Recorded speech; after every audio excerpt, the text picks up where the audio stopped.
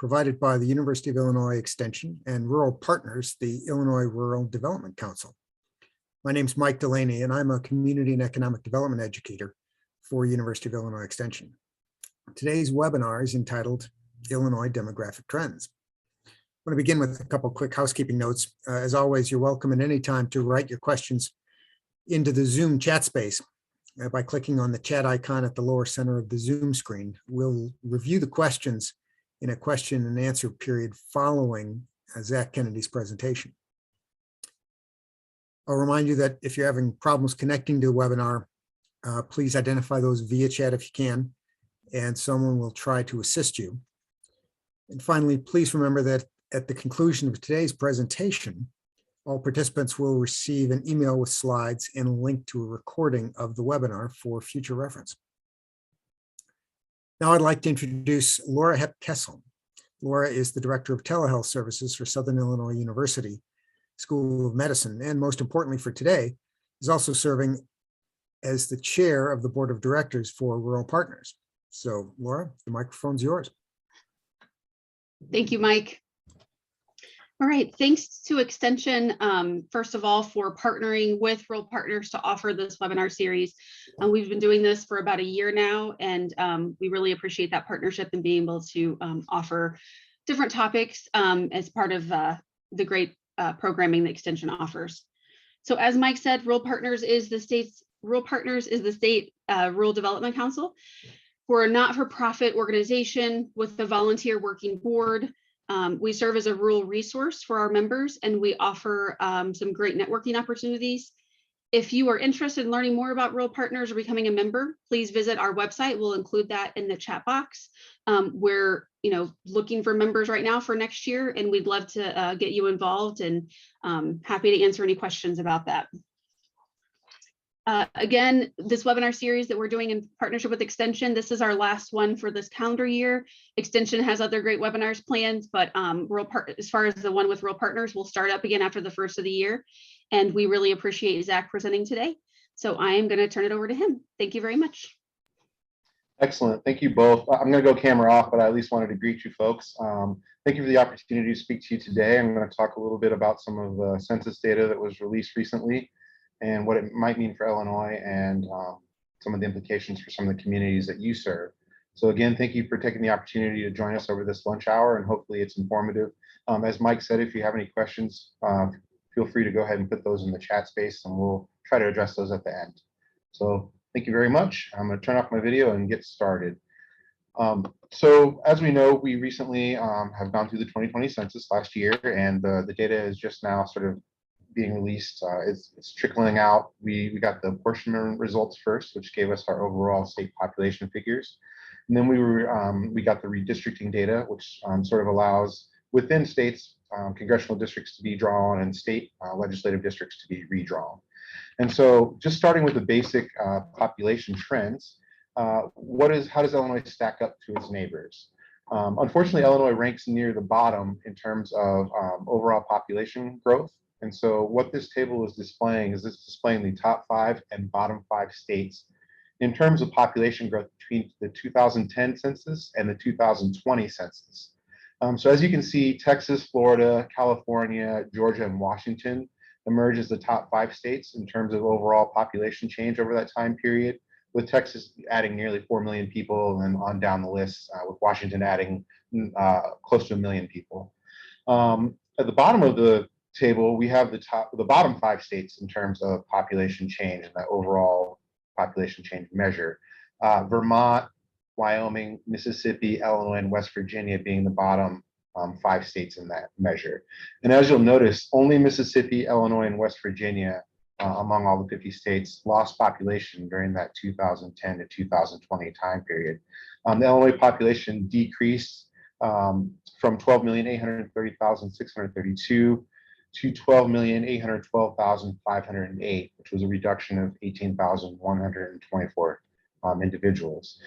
So while this is bad news that the state did depopulate, the depopulation actually was not as pronounced as many demographers and economists were projecting. Many folks were thinking we were going to lose at least 100,000 people between the 2010 and 2020 census. So the fact that we only lost 18,000, while not good, it's certainly not as bad as it could have been, all things considered.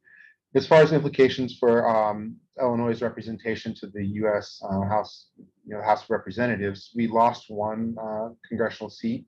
We're down to 17 now in the newest Congress. And if anyone's curious, at the peak, Illinois had 27. That's the most seats we've ever had, and that was back in 1943. And it's sort of been a kind of a decline ever since then. But again, we were maybe thinking we might lose 2 seats. So the fact that we only lost 1 congressional seat is sort of a positive outcome, considering the near-term demographic trends that we had been observing in the years between the 2010 and 2020 census. So shifting gears slightly, but looking at the same thing in a different way, this is looking at percentage change. So instead of overall change, which states grew the most on a percentage basis between 2010 and 2020? Utah, Idaho, Texas, North Dakota, and Nevada. So you get sort of a different collection of states based on the fact that, these are some of the lower population states compared to your Californias and your Georgias and et cetera. So we saw North Dakota grow by 15.8%, as a result of some of the Bakken shale activity. And really they peaked in the middle of the decade, and then they started to come back down again. Utah, Idaho, Texas, again, it sort of shows a larger pattern of movement from the traditional Rust Belt states down towards the Sun Belt states. If we look on a percentage basis at the bottom performing states, we see Michigan, Connecticut, Illinois, Mississippi, and West Virginia. Illinois ranks 48th in this measure of percent population change, again with that reduction at 0.1%, with that loss of 18,150 individuals. So that's sort of how Illinois stacks up, nationally, with just regard to overall population change over this time period. We're going to get into some more specifics about Illinois itself. This is just starting with a basic count of number of counties by different population size. So, we have 15 counties in the state now that are under 10,000 in population, about 30 in that 10 to 20,000 range, and then another 10 in that 20 to 30,000 range. And then if we include 30 to 50,000, we have another 19. So over half of our counties within the state are under that 50,000 population mark. And you'll see on the map on the right, it's just basically color coded by groups of counties. So looking for natural breaks in the population figure for each county, and you kind of come up with these groups. Cook County sort of stands by itself because it's so largely populated compared to the other counties in the state at 5.275 million. And then you can see some of the downstate metro communities as well as the metro Chicago counties as the largest, most highly populated counties within the state of Illinois. So that's a pattern that's sort of persisted over time, but this just gives you a breakdown of how many counties fall in each of those population brackets. For the next couple slides, I kind of created a simple typology so that we have more of an apples to apples comparison. So we'll be looking at the Chicago metro counties as a group, the urban counties, which for the purposes of this presentation just includes counties with over 100,000, but also includes a large city. And then the rural counties is basically everything else. This is not to say that all rural counties or all urban counties are alike. We do recognize that rurality is on a continuum. It's not a binary 1-0, you're not rural or you're not. Rather, it's a matter of degree, how rural are you? But for the purposes of this presentation, this presents sort of a simple typology for presenting some of the data coming up. Some of the ones that are kind of on the border, like for instance, Vermilion County is no longer over 100,000 people.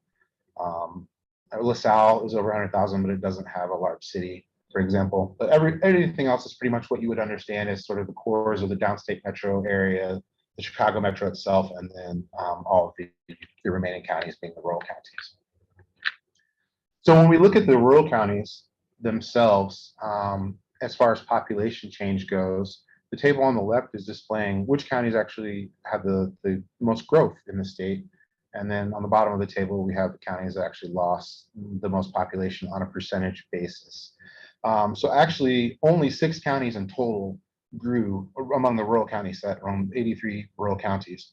Only 6 of them grew between that 2010 and 2020 time period, including Monroe, Johnson, Grundy, Carroll, Effingham, and then Williamson is the sixth one. It didn't make it on the table because this is the top and bottom five, but Williamson also did grow slightly. On the right-hand side, you'll see a map that's color-coded. The darker the red color means on a percentage basis, the larger the depopulation was in that particular county. And then the ones shown in green are the six that actually grew.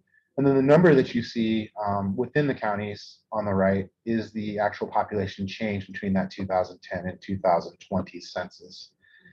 So the counties that were impacted on a percentage basis by depopulation most severely included Hardin, Pulaski, Pope, McDonough, and Alexander counties. All those lost over 15%, with Alexander County actually losing 36.4% of its population base. And again, the colors are looking for natural breaks in the data, and Alexander County kind of stood alone. That's why it's in its own color category, given the severity of the depopulation that occurred in Alexander County over that time period. Shifting gears a little bit to the urban county set. This is basically presenting the same information, but looking specifically at what I'm calling the urban counties. There are 13 of them, and we had 3 that actually grew over this time period, including Kendall, Champaign, and McLean counties. All the other counties, it's a similar picture to the rural counties. We saw depopulation sort of ubiquitously across the other urban counties in the state. And these are, again, presented in a descending order of percentage growth over that time period. So the urban county that was impacted most greatly by depopulation over that time period was Macon County. They reduced their population from 110,768 down to 103,998, which was a reduction of 6,700 people, or around 6.1%.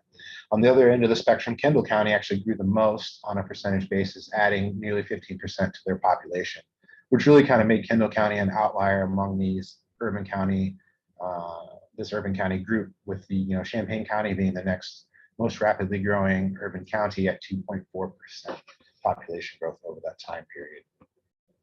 I noticed I'm going to kind of look at the chat as we go. Norman asked the question, what determines an urban versus rural county? I'll go back in my presentation, just a couple slides. For the purposes of how I'm defining them here, it's basically Chicago metro counties are their own group. So they're the ones shown in red here. Urban counties are over 100,000 in population and include a large city of over 40,000 people. And then the rural counties are the balance. So again, this is not it's not the same definition you would get from the rural urban continuum codes or necessarily even from census, but just for the purposes of this presentation, it allows more for an apples to apples comparison, especially among some of the urban counties. And then we understand, Chicago metro kind of is its own region. So putting those together also kind of makes some sense. And then looking at the Chicago metropolitan counties, so, somewhat surprisingly, all of them grew over that time, 2010 to 2020 time period, with Will County actually leading the way, growing by 2.8%, adding 18,795 individuals. But all the other counties within the Chicago metropolitan region actually also gained population in that 2010 to 2020 time period. And it's sort of, a little bit surprising. Folks were thinking maybe Cook County would depopulate, or City of Chicago, but actually that was not the case. Cook County actually gained 1.6%. And you can see here that, again, the Chicago metropolitan region sort of bucked the trend when looking at the rest of the state, where the general overall pattern was depopulation. So while the Chicago metro area did grow, it obviously did not grow as rapidly as some of the other larger metropolitan areas across the country. But it's still good that we didn't see mass depopulation in the Chicago metro region. So this is looking, this map on the right is basically color coded for where the communities that lost or gained population in the state are. Again, this is looking at natural breaks in the data set. The point is not be able to zero in necessarily on a specific community. Rather, the takeaway here is that within a given county, the pattern of depopulation or gaining population isn't necessarily consistent. So taking Champaign County, for example, Urbana and Rantoul lost population, where Champaign, Savoy, and Mahomet all gained population. So this is just to say that whatever the overall county population change was, understand that the dynamics of community population change at a sub-county level may differ from that overall population change. So when we look on the community level, the table on the left is displaying the top and bottom 5 communities in terms of just raw population change number. So Chicago actually grew the most. They have the largest population base. So it wasn't super impressive in terms of percentage change, but they did add 50,790 individuals. Naperville came in second, adding 7,687, followed by Champaign at 7,247, Elgin at 6,609, and then sort of the outlier is Pingree Grove, which is a community in Kane County, which actually added 5,833 individuals, which represented more than doubling of their population. They had a few new subdivisions go in, and they sort of annexed some new areas. That was my understanding for why they grew so much, is that they really did have some residential development and new subdivisions go up in their community. And they're sort of in King County, which is on the fringe of the Chicago metropolitan area. And so seeing some of those bedroom community sort of growth drivers sort of explains why Pingree Grove grew as a community. On the other side of the spectrum, we have Charleston, Harvey, Decatur, East St. Louis, and Aurora as the 5 communities that lost the most in just terms of raw population, with Aurora leading the way in population loss, reducing their population from nearly 200,000 down to around 180,000, which was a reduction of 8.8%. However, they were outpaced on a percentage basis greatly by East St. Louis, which, as you can see, reduced its population from 27,000 to around 18,400, which represented actually a 31% reduction in the population of East St. Louis. And you can see Harvey and Decatur and Charleston also saw reductions in their population. One of the other key takeaways when looking at Illinois as a whole is that Illinois is experiencing increasing diversity when you consider racial and ethnic diversity in the state. Among all the racial and ethnic categorizations that the census identifies, Illinois actually increased in all of them except for Black or African American and white. So all the other racial categories, Illinois saw an increase in the number of individuals. Particularly, one that's particularly sort of looks like an outlier is the 2 or more races at 294.8%. Part of that is explained by just increasing diversity within the state, but part of it's actually a reclassification, a re-asking of the question the way that it's asked in the census form. So in the 2010 census, you were just asked to identify your race, check all that apply. But in the 2020 census, they actually added a line next to the white and Black or African American boxes where you could actually write in some more specificity about your racial background. And so from that additional opportunity to collect data from folks, they were able to more accurately understand how many individuals with 2 or more race live within the state of Illinois. And then you'll notice at the bottom of the screen there, we have the Hispanic population change. And the reason we don't consider Hispanic population in conjunction with the racial categories is that they're actually treated as 2 separate questions on the census form. So you can be Hispanic of any race. It's an ethnicity, not a race. So the census form asks you first, which of the following racial categories you identify with. And then in a second question, they ask you if you have Hispanic or Latino ethnicity. And so, again, we can't sum up the 2 tables together. They have to be looked at separately.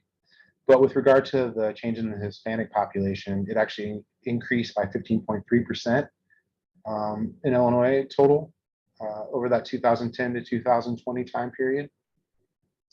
But what's interesting is that this overall increase in diversity when we look at racial and ethnic groups within the state of Illinois actually holds true for pretty much all of the sub-county categories. So this is the same data but presented for those rural counties, those 83 rural counties. Again, we see the same pattern of depopulation in the white and Black or African American populations, but we see an increase across all the other racial categories. We see an increase in the Hispanic or Latino population within the rural county sets. So just recognizing that the individuals that make up all of our counties are becoming increasingly diverse. Making sure that we're being welcoming and inclusive to all folks is going to be important going forward. It always has been, but increasingly so, considering that we want to make sure that we're reaching all of our constituents. We want to make sure that we're representing all the folks that live within our counties and communities. We get a similar picture with the urban counties, with the exception that the number of Black or African American individuals actually increase in those 13 urban counties. Number of white individuals decreased, and then we see a similar pattern with nearly all the other racial categories, with the exception of Native Hawaiian or Pacific Islander actually increasing among the urban county set.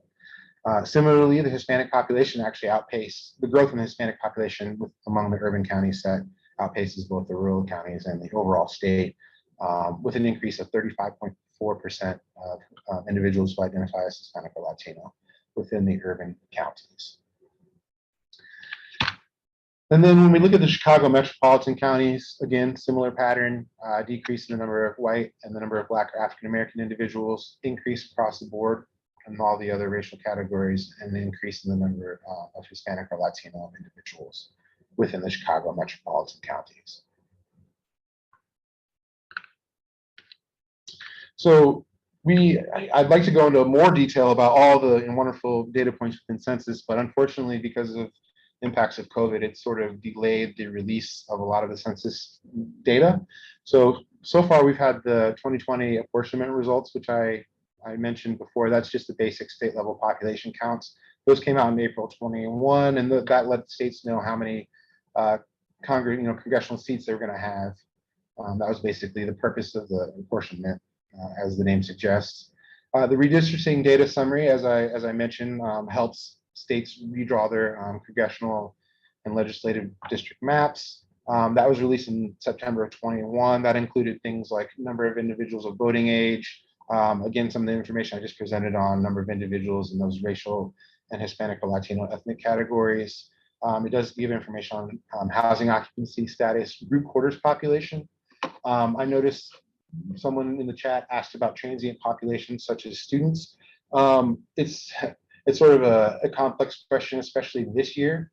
During normal census years, the students are just counted where they are on April 1st. So most likely they are on campus, so they get counted as such. However, with the impacts of COVID, some colleges having remote coursework and students actually not being on campus, it did affect some of those group population numbers, specifically when it comes to the dormitories and college student housing, that sort of a thing. So this year was particularly challenging for counting some of those group quarters populations, especially with regard to colleges and some of those post-secondary education institutions. We'll be getting more detailed information tentatively set for release in 2022 with regard to things like getting more specific information on 5-year age cohorts, some of the crossing some of these other data points with allowing for crosstabs. So being able to do these voting age counts by sex, by race, that sort of a thing, allowing you to crosstab these data points that'll be able to happen once the demographic profile is released, which is tentatively scheduled for sometime in 2022. Again, the impacts of COVID have sort of pushed back the census data release. And then finally, the demographics and housing characteristics file has a lot of some similar information as a demographic profile, just in an increased level of specificity. Again, it gets more granular breakdowns of the data once that data set is released. Again, that's also tentatively sometime next year. So while we couldn't look at the specific census age cohort data, we have access and extension to some other data sets, some proprietary data that we subscribe to, including data from Economic Modeling Specialists Incorporated. And that's what's presented here. And basically, on the left, you see the US population by age cohort. So basically, the larger the bar, the more individuals are in that age bracket. Bottom, you'll see the age brackets under 5 years, 5 to 9 years, 10 to 14. The dark blue bars represent the 2010 population, and then the light blue bars represent the 2020 population. So on the left, this left graph is displaying the population by age cohort for the US, whereas on the right, we see the Illinois population by age cohort. And what I want to draw your attention to is the fact that the US population actually grew in sort of the prime working age, young adult age cohorts. Your 25 to 29, your 30 to 34s, and your 35 to 39-year-olds.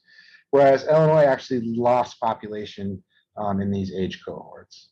And then similarly, if you look at some of the younger age brackets, it's kind of stayed flat at the US level. For instance, for your 5 to 9-year-olds, 10 to 14-year-olds, whereas in Illinois, we actually saw a depopulation or a decrease in the number of kids in these age brackets.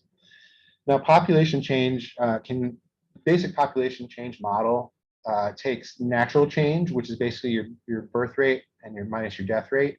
And then it adds in what's called net migration, which is two components: net domestic migration and then international migration. Nearly all the population change within Illinois is explained by a negative domestic migration rate, and that is reflected in the number of prime age individuals that are moving out of the state, and that's why you see such a large, significant reduction in those. Or actually, you don't see too severe of a reduction, but you certainly don't see the increase that you would see at the U.S. level among those age cohorts. And sort of putting more of a fine point on it, the takeaway here on this map, this is basically showing the net, in 1 year, the net working age migration out away or into Illinois. So the blue counties either had a 0 or a positive net migration to Illinois, whereas the red counties, Illinois actually lost individuals to those counties. The way that this data set is generated is it looks at IRS 1040 filings. So the reason why we say it's working age is that it probably underrepresents both children who are not filing 1040s and then senior citizens who may be retired or on fixed incomes, et cetera. So this is really looking at it's really more of a snapshot of working age migration. Looking specifically at which counties. So the top counties for in-migrants, domestic migrants from into Illinois include Queens County, New York, Middlesex County, New Jersey, Monroe County, New York, Story County, Iowa, and Prince George's County, Maryland. What's sort of notable is that with the exception of Story County, Iowa, none of these counties really border Illinois, so we're not seeing that border effect with individuals moving in. And really, we don't see too strong of a border effect as far as our neighbors with individuals moving out when we look at the top destinations by county for out migrants on net migration measures. Clark County, Nevada, which is the Vegas area, Maricopa County, Arizona, that's the Phoenix area, and then Collin County, Texas, Lee County, Florida, and then we do see Lake County, Indiana, which is part of the Chicago metropolitan region just across the border in Indiana.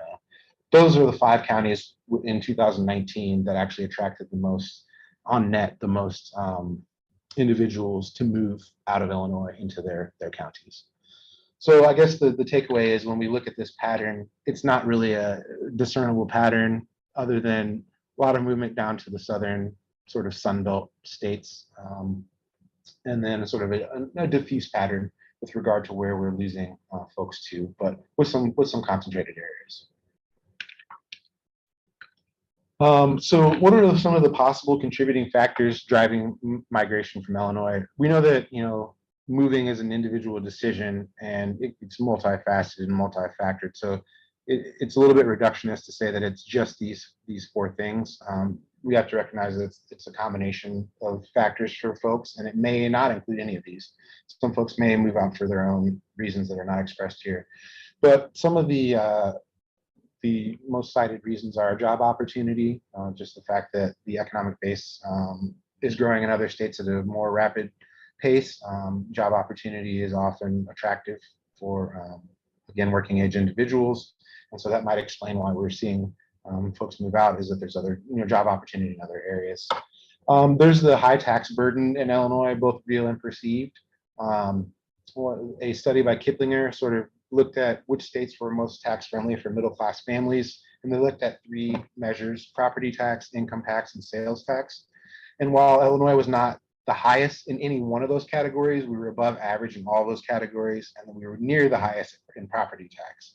So when you consider all 3 of those in concert, it puts Illinois, according to them, as one of the least tax-friendly states for middle-class families.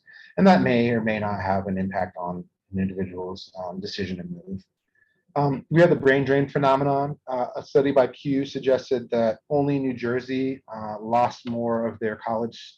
The students who went out of state for college and not returned, the rate of that was highest in Illinois, second highest in Illinois. Only New Jersey lost more of their college age individuals out of state who then never returned. So we are seeing a brain drain phenomenon from Illinois where the kids who do go out of state for college then don't come back to Illinois to seek employment at a rate as high as nearly any other state in the union. And then, climate issues. Obviously, weather is becoming more severe, and the old saying goes that you don't have to shovel sunshine. And so some of the southern states and Sunbelt states still are attractive for folks for retirement purposes and not having to deal with some of the severe inclement weather that we have here in Illinois. So those are just some of the possible reasons. I also wanted to mention that the limited data points that Census has released are accessible through data.census.gov. There'll be a hot link in the slide deck that you can go directly to that. That'll actually also allow you to have access to what Census calls the American Community Survey data. I know many of you are probably familiar with that, but the American Community Survey data are sample-based data sets that the Census Bureau generates in between the census years, so that we have some sense of what's going on, some estimates in between those census years. COVID-19 has impacted the ACS. So the ACS produces two series. One they call their 1-year estimates, and then a series they call their 5-year estimates.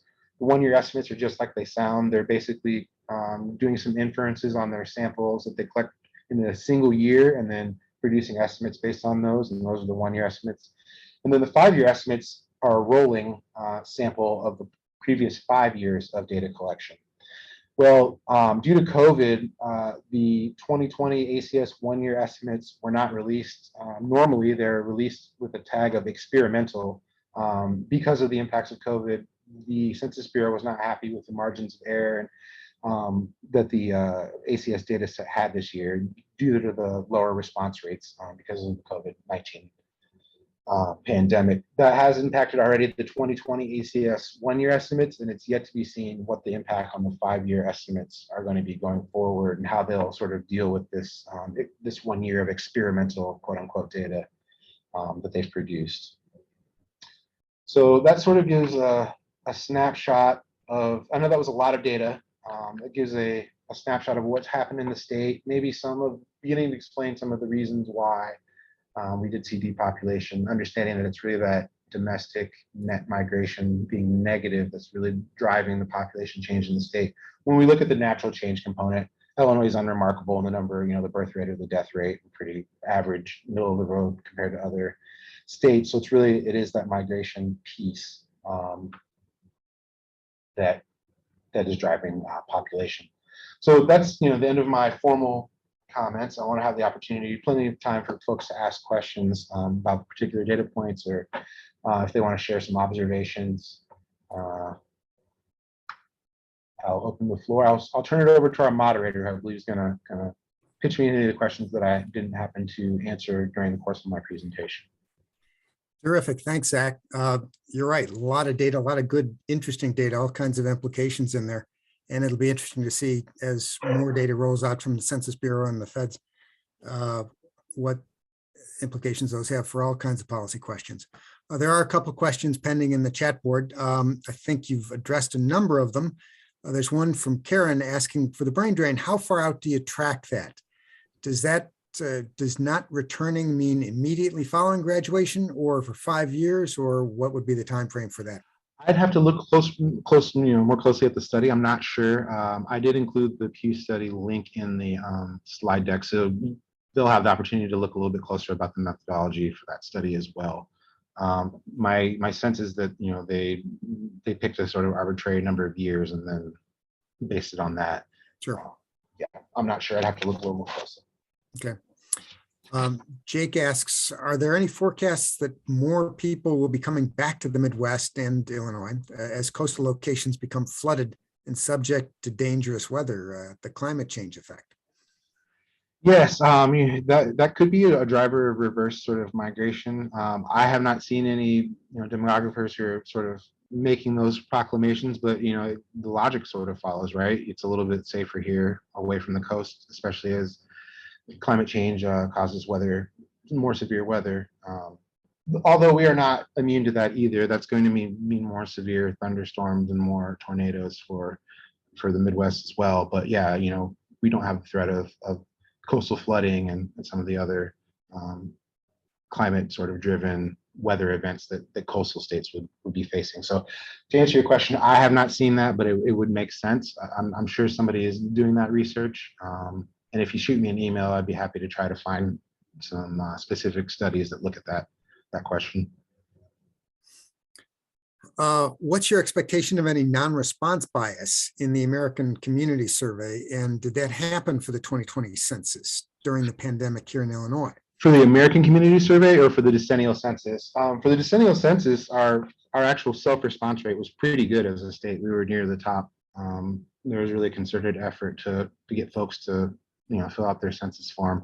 As far as the ACS, I think I don't know if it's an Illinois specific problem because their response rate was pretty low across the board, which made the Census Bureau take that sort of unprecedented step of labeling one of their data sets as experimental and not really having faith in the estimates and not releasing them as they normally would.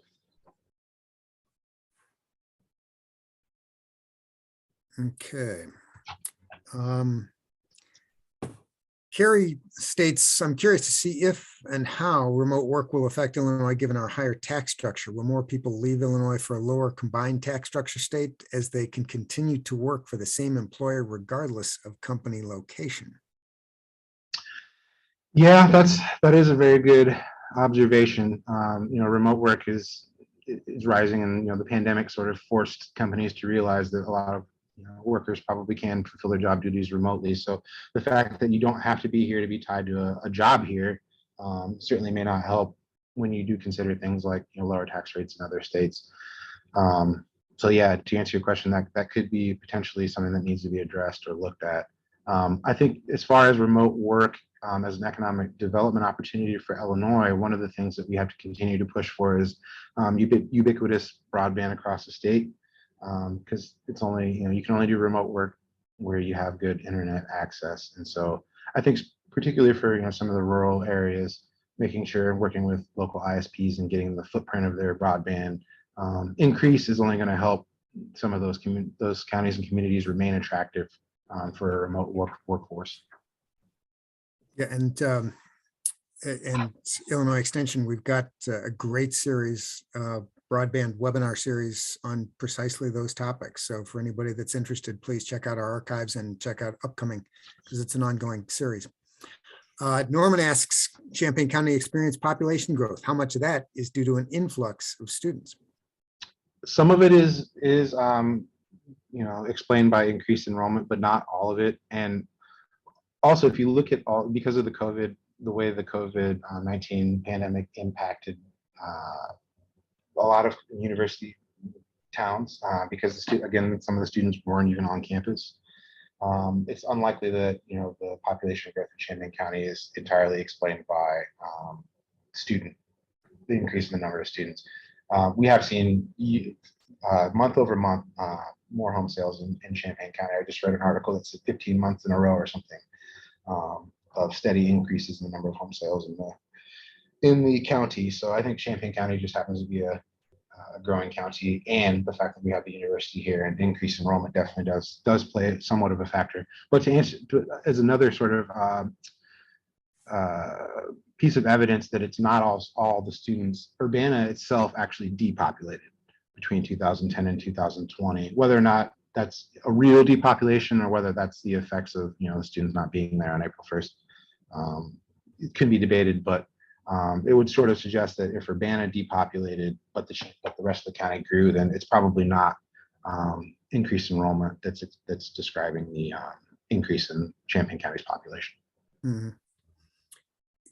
Norm asks, different Norm, has posed the question, I was surprised at the growth of Native Americans and Pacific Islanders. Any reason why such a percentage growth is present in those groups? I haven't had the opportunity to study that too closely in depth. I mean, one explanation is that the population base is relatively small to begin with. So, adding one or two or, a handful of individuals is going to more greatly affect the overall growth rate than in some of the racial categories that have more individuals in it. So in a sense, those racial categories are more sensitive to change in the fact that they have a lower base number. But I don't know any factors. Some of it could be, part of it is just, those individuals moving in. Part of it is the way that folks fill out the census form. Again, this is all self-identification. So I haven't been able to isolate that, but if you shoot me an email and remind me, I can see if there's any research that's looked at why those particular groups have seen such an increase in our state. Cassidy, commenting on McLean County, notes that they saw some of the greatest increase in population change by percentage in a non-metro area. And she posits that it would be interesting to see how the metro population changes and county population changes differ. Sure, yeah, and if, again, I'd be happy to look at, McLean County MSA and, compare the non-core counties to McLean itself. Or, alternatively, you could look at Bloomington Normal versus some of the outlying, more bedroom type communities and see how their growth rates differ.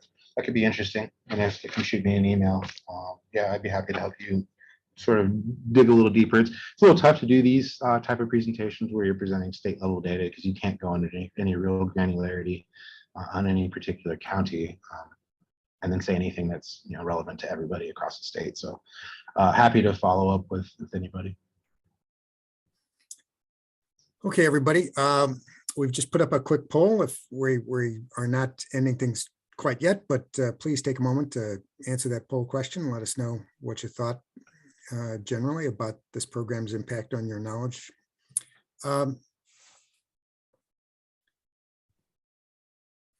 Zach, I have a question. With respect to the nature of the population changes, it sounds like there's a lot of focus on in-migration and out-migration. Do we have a sense of, from the numbers, about the impact of increased or decreased birth rates, and in particular, increases or decreases in urban areas versus rural areas? I looked very cursorily, quickly, at that data. I didn't see anything noteworthy with regard to the natural change component. Illinois just seemed like it was sort of middle of the pack.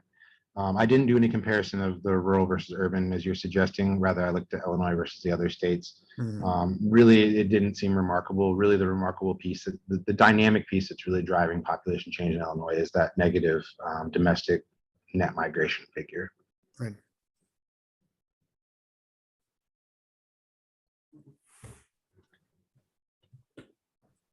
Okay, well, if you still have a question, we still have plenty of time left. We're not in a time crunch, so feel free to drop it into the chat. Give folks a few more minutes to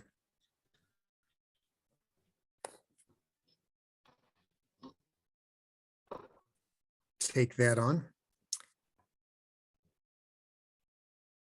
You guys all had excellent questions, by the way.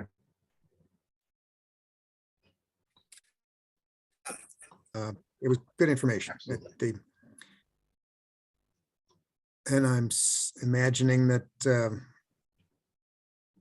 in the coming months, as the additional information becomes available, there will be other opportunities for you, Zach, to make follow-on presentations. Yeah, absolutely. As I shared that sort of census data release table, once those other data sets come out, more granular and specific information and a more, a wider breadth of information, it'll really open up the opportunity to do analysis in a more, it'll be, we can glean more insights from the census data than just basic population and demographic changes.